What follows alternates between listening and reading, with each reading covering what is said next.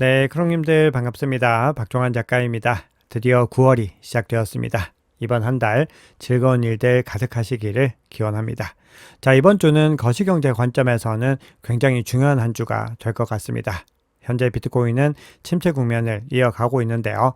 이번 주 거시경제 지표 결과에 따라서 변동성이 크게 나타날 수 있고 가격이 중단기적으로 방향성을 잡을 수 있습니다. 그래서 이번 주에 어떤 포인트들을 주목해야 되는지 살펴보겠습니다. 네, 오늘 영상이 도움이 되셨다면 구독, 좋아요, 댓글, 알림 설정 정중히 부탁드리겠습니다. 네, 먼저 지난주 상황 간단하게 복기를 해보겠습니다. 네, 지난주 금요일에 연준에서 가장 중요하게 보는 물가 지표이죠. PCE 지표가 발표가 됐는데요. 이 지표가 근원과 헤드라인 모두 다 예상치를 정확하게 부합하면서 나쁘지 않은 결과가 나왔습니다. 자, 그럼에도요, 변동성이 큰 식품과 에너지를 제외한 근원 PCE가 2.9%로 나왔는데 이전치를 상회를 했고 절대적인 기준으로 봤을 때도 지난 2월 이후로는 5개월 만에 가장 높은 수준을 보였습니다. 그래서 이 얘기는 물가가 끈적하게 잘 떨어지지 않고 있다. 이 부분들을 의미하는 것이죠. 그래서 결과가 나오고 나서 국채 수익률이 상승을 했는데요. 단기물보다도 중장기물 금리 상승폭이 더 컸습니다. 이 얘기는 연준의 정책 방향성보다도 인플레이션 자체에 더 무게감을 두고 있는 겁니다. 즉 인플레이션이 심화될 가능성이 높다라는 시그널로 해석을 한 거죠. 그럼에도 단기 국채 금리가 상대적으로 덜 올랐다라는 것은 연준이 금리를 인하할 가능성은 여전히 열려 있다라고 본 겁니다. 그래서 CME 패드워치 툴상으로 봤을 때도 9월에 25bp 인하 가능성은 여전히 87.4%로 높게 나오고 있고 연내 2회 가능성도 여전히 유지가 되고 있습니다. 네, 이번 주에는 중요한 고용지표가 대거 발표가 됩니다. 자, 9월 1일 오늘이죠. 미국은 노동절로 미 증시가 휴장이 됩니다. 그리고 내일부터 해서 매일마다 중요한 지표들이 발표가 되는데 수요일, 목요일, 금요일을 주목하셔야 됩니다. 수요일에는 미국 노동부의 졸트 보고서, 구인이직 보고서가 발표가 되고요. 목요일에는 ADP, 비농업 부분 고용 변화가 발표가 됩니다. 자, 그런데 이보다 더 중요한 건 결국 금요일인데요. 비농업 고용지수와 실업률을 주목해서 보셔야 됩니다. 그 중에서도 비농업 고용지수를 가장 주목해서 보셔야 됩니다. 이 비농업 고용지수가 조정이 되면서 연준의 스탠스가 바뀌고 있습니다. 그래서 과연 이번에도 비농업 고용지수가 침체된 결과들이 나오게 될지 지켜봐야 됩니다. 네, 현물 ETF 흐름도 간단하게 살펴보겠습니다. 비트코인과 이더리움 모두 다 지난주 계속해서 순유입 흐름을 이어가다가 마지막 거래일에서는 순유출로 마감을 했습니다. 비트코인은 5거래일 만에 순유출 전환이고요. 이더리움은 7거래일 만에 순유출로 전환을 했습니다. 이더리움 현물 ETF는 조금 더 주목해서 살펴보셔야 되는데요.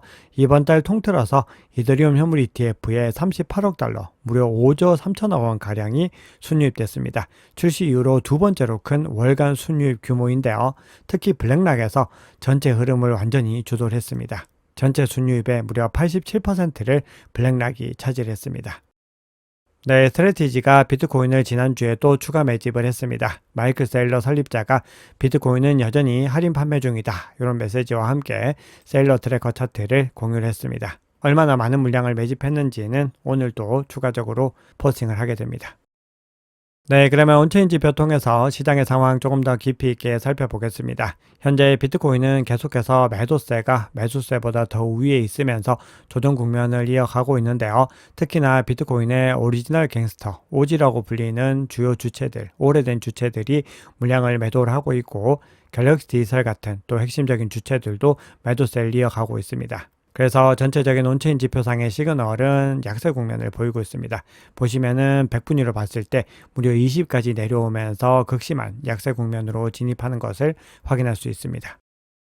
가격 모멘텀 지표도 매주마다 하락 추세를 이어가고 있는데요. 지난주 0%에서 마이너스 8%까지 하락한 것을 볼 수 있습니다. 마이너스 영역에 본격적으로 진입을 했다는 것은 단기 악세 압력이 강화가 되고 시장이 하향 횡보 국면으로 전환되고 있다는 것을 의미합니다. 그래서 반대 수요가 강하게 나타날 때까지는 횡보나 하락세를 이어갈 가능성이 좀 더 높습니다. 그리고 이 수치가 마이너스 10%까지 내려가게 됐을 때는 조정 국면이 더 가속화될 수 있습니다.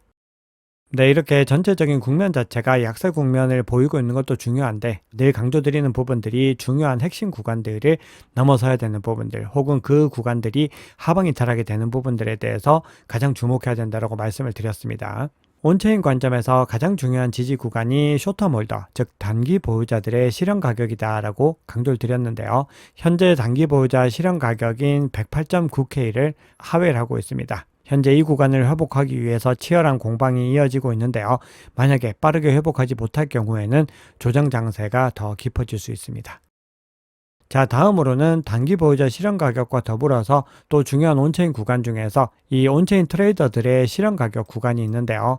온체인 트레이더들의 실현 가격은 현재 112.2K에 형성이 되어 있는데 역시나 이 구간을 하회를 하고 있습니다. 그래서 만약에 이 구간을 회복하지 못했을 경우에는 100K까지도 터치할 가능성이 열려있는 구간이다. 이렇게 볼 수 있습니다. 그래서 현재 구간이 매우 중요하다고 볼 수가 있는 거죠. 네, 이렇게 시장이 전반적으로 온체인 시그널 상으로는 침체 국면을 가리키고 있고, 만약에 중요한 변곡점을 넘어서지 못하면은 추가적인 조정이 가능한 구간에 놓여 있는데요. 변동성 지표나 모멘텀 지표를 살펴봤을 때 변화의 움직임들이 포착이 되는데요. 자, 우선은 오늘 장표에선 공유드리지 않지만 크립토컨트에서 제공하는 변동성 지표로 봤을 때는 이 국면이 굉장히 낮은 구간에 위치를 하고 있는데 약세 국면이 더 이어질 수 있는 시그널로 시장에서는 해석을 하고 있습니다. 그런데 반면에 스위스 블록에서 제공하는 비트코인 펀더멘털 지표로 봤을 때는 반등의 국면들이 점차적으로 나타나고 있습니다. 두 가지 지표상으로 반등 국면을 보이고 있는데요. 먼저 네트워크 성장성 지표도 반등세를 보이고 있고, 유동성 지표상으로 봤을 때도 크게 조정 국면을 보이면서 중립 구간을 하방 이탈했다가 다시 59까지 상승한 것을 볼 수 있습니다. 그래서 전체적인 펀더멘털 인덱스로 봤을 때는 긍정적인 영역으로 다시 진입하는 것을 확인할 수 있습니다. 그래서 이 흐름들이 꾸준히 이어질 수 있을지 여부는 이번 주에 발표되는 거시경제, 고용지표 결과들이 중요하게 작용할 수 있습니다. 네, 코인베이스 프리미엄 지표 한번 살펴볼 텐데요. 이 지표가 현재 시점에서는 양수 영역을 유지하고 있습니다. 하지만 양수와 음수를 계속해서 넘나드는 움직임들을 보이고 있고요. 특히 9월이 시작되는 이 시점은 전통적으로 약세 국면을 더 강하게 보여왔습니다. 전체적으로 9월이 모든 달 중에서 가장 약세 국면을 보이는 달이고, 그 중에서도 늘 월 초에는 중요한 거시경제 지표에 대한 경계감으로 인해서 더 조정 국면을 보였습니다. 그래서 이번 주가 굉장히 중요하다라고 말씀을 드리는 건데요. 그래서 전체적으로 흐름 한번 살펴보시면은 음수 영역으로 진입할 때는 이 폭이 조금 더 제한적이고 양수 영역으로의 움직임이 조금 더 가파르게 나타나는 것을 볼 수 있습니다. 그래서 전반적으로는 상승 채널을 유지하고 있는데, 반복해서 말씀드리지만 이번 주 지표 결과에 따라서 양상이 달라질 수 있습니다. 네, 이번 주 금요일 오후 5시에 만기가 도래하는 비트코인 주간 옵션의 맥스페인 가격이 112K로 나오고 있습니다. 지난주 115K 대비로 하락을 했습니다. 그만큼 112K가 핵심 지지 구간이자 또 저항 구간으로서 이 상단을 상방 돌파할 수 있을지 그 여부에 따라서 가격의 추이가 달라지게 됩니다. 만약에 112K 상단을 돌파하고 이 구간을 지켜내게 됐을 때는 콜옵션이 집중되어 있는 120K 상단까지도 더 올라갈 수 있는 구간들이 있고요. 만약에 이 구간을 회복하지 못한다고 했을 때는 더 추가적인 조정이 가능하다, 이렇게 볼 수 있습니다. 네, 현재 비트코인 대비 우량한 알트코인들이 상대적으로 더 좋은 방어력을 보여주고 있습니다. 차트 관점에서 봤을 때도 전체적인 추세들이 이더리움이 더 좋은 흐름을 보이고 있는데요. 현재 암호화폐 시장에서는 실물자산 토크나 이 RWA의 시장 가치가 계속해서 높아지고 있습니다. 현재 280억 달러 수준으로 상승한 것을 확인할 수 있는데요. 이 수치는 전년 대비로는 133% 성장한 수치이고 2023년 초 이후로는 무려 413% 상승한 수치로 나오고 있습니다. 그만큼 은행과 자산운용사들이 꾸준히 블록체인과 암호화폐 시장으로 진입을 하고 있고, 그리고 그 선두에는 이더리움이 있습니다. 이더리움이 전체 RWA 시장의 52% 이상을 점유하고 있습니다. 그렇기 때문에 시장에서는 이더리움에 대한 관심이 비트코인 대비로 더 높아지고 있는데요. 그 흐름들은 현물 ETF 흐름에서도 확인할 수 있고 기관의 진입세에서도 볼 수 있습니다. 그래서 펀드스트랩 창립자인 톰리 같은 경우는 이더리움에 가장 집중을 하고 있다라고 밝히면서 비트마인 이사회 의장으로서도 활동을 하고 있는데요. 월가가 이더리움의 핵심 인프라를 구축하고 있으며 이를 글로벌 금융의 중추다, 이렇게 주장을 하고 있습니다. 자, 그리고 트럼프 대통령의 차남이죠. 에릭 트럼프는 비트코인이 100만 달러에 도달하는 것은 의심할 여지가 없다. 이렇게 주장을 하고 있습니다. 자, 그리고 현재 시장이 조정 국면을 보이고 있는데요. 창펑자오가 암호화폐 투자에서 가장 큰 실수는 저점 매도이다. 이렇게 이야기를 하고 있습니다. 즉, 현재 구간은 바이 더 딥으로 가져가야 되는 구간이지 셀 더 딥을 하는 구간이 아니다라는 의미입니다. 네, 앞서 에릭 트럼프가 이야기했듯이 비트코인 가격은 앞으로 꾸준히 큰 상승세를 보일 겁니다. 그런데 2025년 기준으로 했을 때 전 세계적으로 1비트코인을 보유한 사람은 100만 명 미만입니다. 즉 전체 인구의 0.01에서 0.02%에 불과하기 때문에 우리는 앞으로도 꾸준히 비트코인을 모아 나가셔야 되고 1비트코인 클럽에 가입을 하셔야 됩니다. 네, 그러면 CBD 지표 한번 살펴보겠습니다. 현재 비트코인 가격은 횡보에 가까운 흐름을 보이고 있는데요. 그럼에도 매도벽과 매수벽이 치열한 공방을 벌이고 있는 것을 볼 수 있습니다. 그만큼 이 구간을 지켜내기 위해서, 이 구간을 통과시키지 않기 위해서 치열한 공방을 이어가고 있다라는 건데요. 고래들의 움직임 한번 살펴보면은 그동안에 계속해서 매집의 움직임을 이어갔던 갈색 고래가 매도세로 전환을 하고 있고, 이 갈색 고래 움직임에 동참을 했던 녹색과 주황색도 관망해서 이 매도에 가까운 움직임을 보이고 있습니다. 반면에 그동안에 계속해서 매도세를 보였던 이 보라색과 빨간색은 이 구간에서 일정 부분 매수세로 전환을 하면서 전체 주문량도 매수세가 소폭 우위를 보이고 있는데요. 그럼에도 장이 바뀌었고 9월이 시작된 만큼 또 조정 국면들이 상대적으로 더 이어질 수 있습니다. 네, 앞서 여러 온체인 지표를 통해서 추세가 약화되는 국면은 확인을 했습니다. 네, 그리고 9시에 장이 바뀌고 나서 하락 국면이 더 가파르게 이어지고 있는 것을 볼 수 있는데요.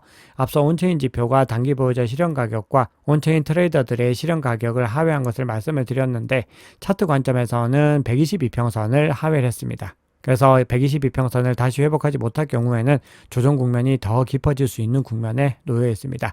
RSI 같은 경우도 중립 구간인 50을 하회한 것은 물론이고 2평선을 하회를 하고 있습니다. MACD 상으로도 조정 국면을 이어가고 있습니다. 그리고 현재 롱 포지션이 12시간 기준으로 108K에 위치를 하고 있었는데 또다시 롱 포지션을 청산을 하면서 하방 이탈이 가속화되고 있습니다. 그리고 숏 포지션 같은 경우는 109.9K에 밀집이 되어 있습니다. 그래서 이 구간들을 다 청산을 시켜서 바닥을 단단하게 다지고 다시 올라갈 가능성이 높습니다.